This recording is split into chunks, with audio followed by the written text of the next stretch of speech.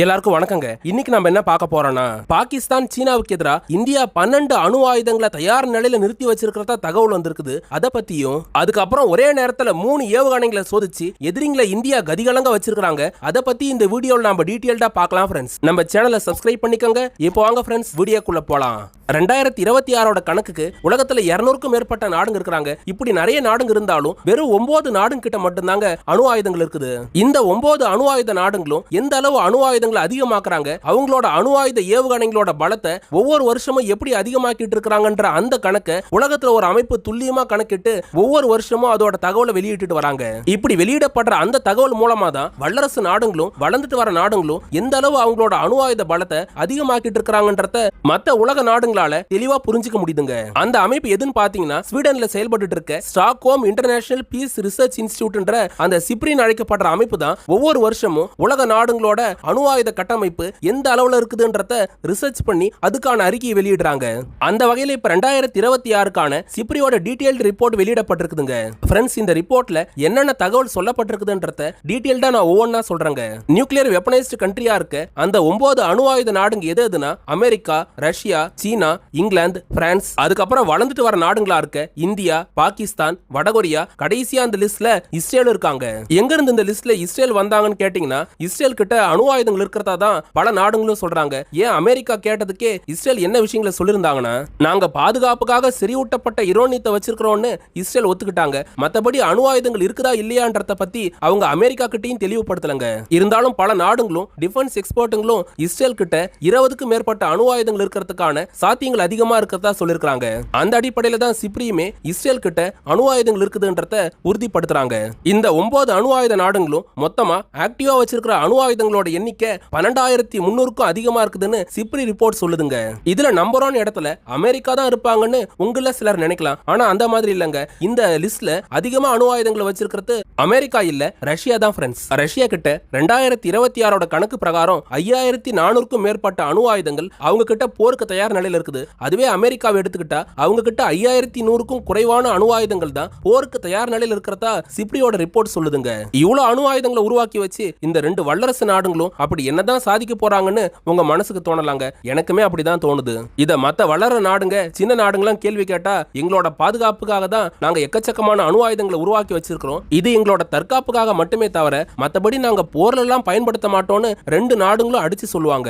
இருந்தாலும் nuclear armed races பூமியில இப்பவும் நடத்துற நாடுங்க இந்த 2 நாடுங்க தாங்க. இந்த 2 வல்லரசுகளை பார்த்தாச்சா, அடுத்து இந்த லிஸ்ட்ல இருக்கிற இன்னொரு வல்லரசா இருக்கிற சீனா கிட்ட 620 அணு ஆயுதங்கள் போருக்கு தயார் நிலையில இருக்கிறதா தகவல் வந்திருக்குதுங்க. இந்த நாடுகளுக்கு அடுத்ததா இந்தியாவை எடுத்துக்கிட்டா, இந்தியா கிட்ட 2026 கணக்கு பிரகாரம் 190 அணு ஆயுதங்கள் இந்தியாவோட முப்படைகள்லயும் பயன்பாட்டில் இருக்கிறதா சொல்லப்பட்டிருக்குதுங்க.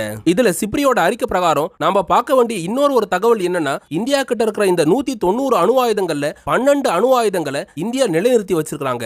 ஃப்ரெண்ட்ஸ், இந்த கணக்கு பிரகாரம் 178 அணு ஆயுதங்களை இந்தியா ஸ்டாக் வச்சிருக்காங்க. அதுல 12 அணு ஆயுதங்களை மட்டும் வார்கேட்ஸ்ல பொருத்தி போருக்கேத்த ஒரு தயார் நிலைக்கு கொண்டு வந்திருக்காங்க. அதாவது எந்த நிமிஷமும் இந்தியா பட்டனை தட்டனா இந்தியாவோட எதிரி நாடுகளை குறி வச்சு இந்தியாவோட ஆயுத படைகளால அணு ஆயுத தாக்குதல் நடத்த முடியுங்க. ஃப்ரெண்ட்ஸ், 2025 கணக்கு எடுத்துக்கிட்டா இந்தியா கிட்ட 180 அணு ஆயுதங்கள் இருந்தது. மத்தபடி இந்தியா எந்த அணு ஆயுதங்களையும் வார்கேட்ஸ்ல பொருத்தி போருக்கேத்த ஒரு தயார் நிலைக்கு கொண்டு வராம இருந்தாங்க. ஆனா இந்த 2026ல இந்தியா ஏன் 12 அணு ஆயுதங்களை வார் டிப்ளாய்மெண்ட் பண்ணி வச்சிருக்காங்கன்னா, இந்தியாவுக்கு பாதுகாப்பு அச்சுறுத்தல் 2 ஃப்ரண்ட்ல இருக்குங்க. ஒன்னு பாகிஸ்தான், இன்னொன்னு சீனா. இதுல பாகிஸ்தான், சீனான்ற இந்த 2 நாடுங்க கிட்டயும் அணு ஆயுதங்கள் இருக்கிறது தான் இந்தியாவுக்கு ஆபத்தா இருக்குது. அதுல 2020 அப்ப கல்வான் பள்ளத்தாக்குல இந்தியா சீனாவோட படைகளுக்கு நடுவுல கிளாஷ் ஏற்பட்டுச்சுங்க. அதுக்கப்புறம் 2 நாடுகளுக்கு நடுவுல போர் ஆபத்து உச்சகட்டத்துக்கு போய் இப்பதான் படிப்படியா குறைஞ்சிருக்குது. அதையுமே நம்ம குறைஞ்சிருக்குதுன்னு சொல்ல முடியாது, மறைமுகமா கணிஞ்சுக்கிட்டு இருக்குதுன்னு தான் சொல்லணும். அதுவே பாகிஸ்தான் எடுத்துக்கிட்டா, பாகிஸ்தான் 2025ல இந்தியாவோட 4 நாள் போர்ல ஈடுபட்டாங்க.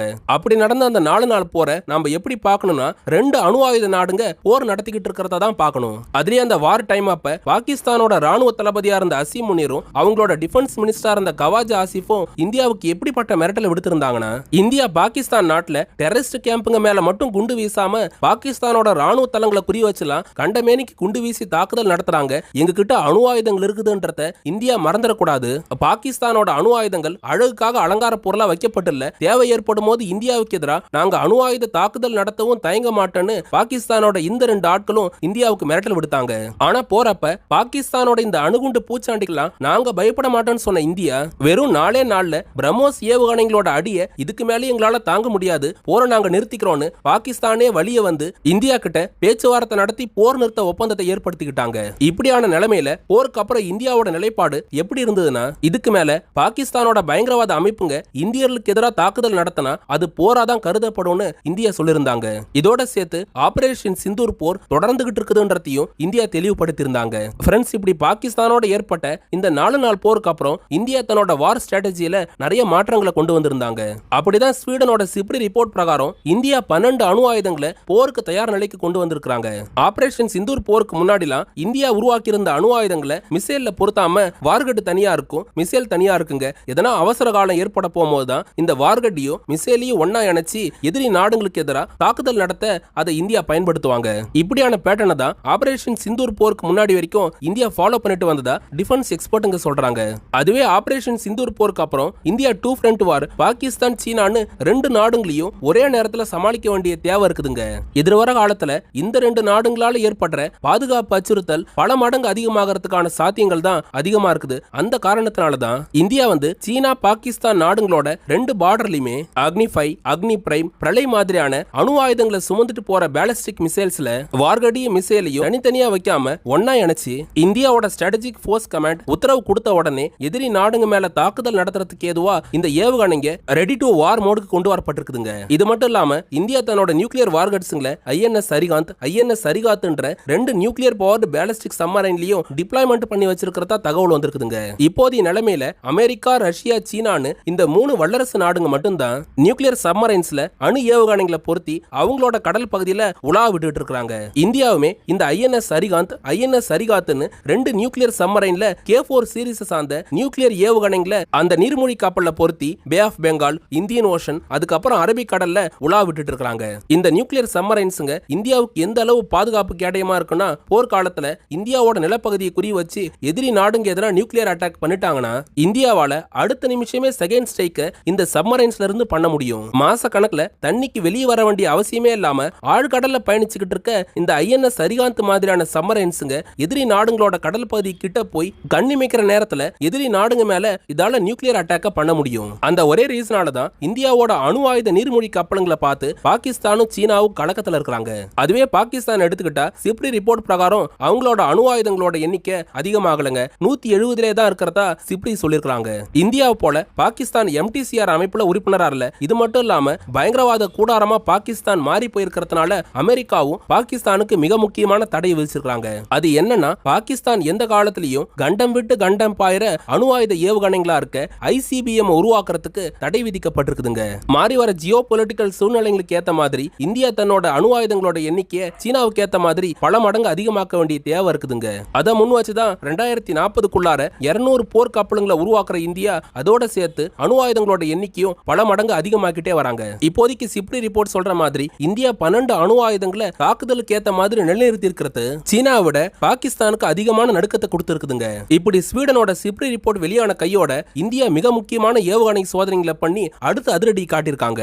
உலகத்திலே பேலிஸ்டிக் ஆயுதங்களை தடுக்கிறதுக்கு ஏத்த டிஃபென்ஸ் சிஸ்டத்தை பர்ஃபெக்ட்டா இந்தியா உருவாக்கிட்டு வராங்க. அந்த வகையில இந்தியாவோட பேலிஸ்டிக் மிசைல் டிஃபென்ஸ் ப்ரோக்ராம்ல AD1, AD2ன்னு 2 ஏவுகணைகளை இந்தியா சோதனை பண்ணிருக்காங்க. இந்தியாவோட DRDO 2022ல இருந்து இந்த ஏவுகணைகளை படிப்படியா டெஸ்ட் பண்ணிட்டு வந்தாங்க. இப்ப 2026ல 100% சக்சஸ்ஃபுல்லா இந்த ஏவுகணைகளை அட்வான்ஸ்டு டெக்னாலஜியோட டெஸ்ட் பண்ணிருக்காங்க. 5000 கிலோமீட்டர் ரேஞ்ச் கொண்ட ஏவுகணை அணு ஆயுதங்களை சுமந்துகிட்டு இந்தியாவை தாக்க வந்தா கூட இப்ப நாம டெஸ்ட் பண்ணிருக்க AD1, AD2 ஏவுகணைங்க அது எல்லாத்தையும் வானத்திலே வச்சு தாக்கி அழிச்சிருங்க. இதோட சேர்த்து எதிரிங்களோட கப்பலுங்களை தாக்கி அழிக்கிற NASM ஏவுகணைகளையும் இந்தியா வெற்றிகரமா டெஸ்ட் பண்ணிருக்காங்க. ஃப்ரெண்ட்ஸ், இன்னைக்கு நம்ம என்ன தகவல் பார்த்தோம்னா 9 அணு ஆயுத நாடுகளை பத்தி சிப்ரி ரிப்போர்ட் வெளியாயிருக்குது. இந்தியா 12 அணு ஆயுதங்களை தாக்குதலுக்கு தயார் நிலைக்கு கொண்டு வந்திருக்காங்க. எதிரிங்களோட பேலிஸ்டிக் ஆயுதங்களை தாக்கி அழிக்கிற டிஃபென்ஸ் சிஸ்டத்தை இந்தியா சோதிச்சிருக்காங்க. ஃப்ரெண்ட்ஸ், நம்ம சேனலை சப்ஸ்கிரைப் பண்ணிக்கோங்க, தொடர்ந்து சப்போர்ட் பண்ணுங்க. எங்களுக்கு சில நண்பர்கள் யூடியூபோட super thanks option QR code மூலமா ஹெல்ப் பண்றாங்க. நீங்களும் இந்த வழிகளை பயன்படுத்தி உங்களால முடிஞ்ச ஹெல்ப்பை எங்களுக்கு பண்ணலாம். ஃப்ரெண்ட்ஸ், UPSC, TNPC மாதிரியான அரசு தேர்வுகளுக்கு ஏற்ற சில புத்தகங்களை நாங்க டேகட் ப்ராடக்ட்ஸா கொடுத்திருக்கோம். அதையும் போய் செக் பண்ணி பாருங்க. உலக அமைதியை ஏற்படுத்த வல்லரசு நாடுங்க போருங்களை கைவிட்டுட்டு மக்களுக்கான அடிப்படை தேவையா இருக்க கல்வி, உணவு, மருத்துவத்துக்கு முக்கியத்துவம் கொடுக்கணுங்க. அடுத்து ஒரு டிஃபென்ஸ் ஜியோ பாலிடிக்ஸ் தகவலோட நாளைக்கு உங்களை வந்து சந்திக்கிறேன். அது வரைக்கும் உங்ககிட்ட இருந்து விடை பெறுவது ஆல் இன் தமிழ்.